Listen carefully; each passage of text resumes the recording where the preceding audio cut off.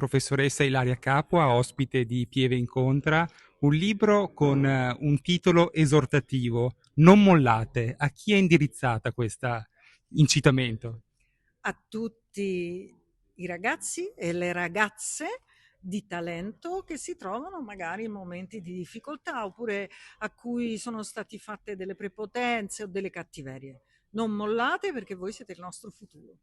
Ecco, emerge un concetto, un neologismo molto interessante che è quello di resistosfera. Che cos'è questa resistosfera?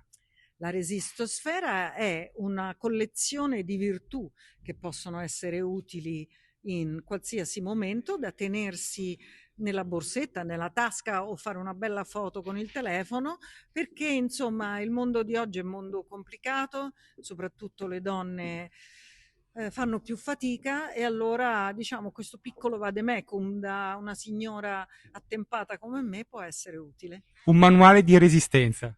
Un manuale di resistenza perché l'Italia ha un grandissimo bisogno del proprio talento e anche e soprattutto dico del talento femminile.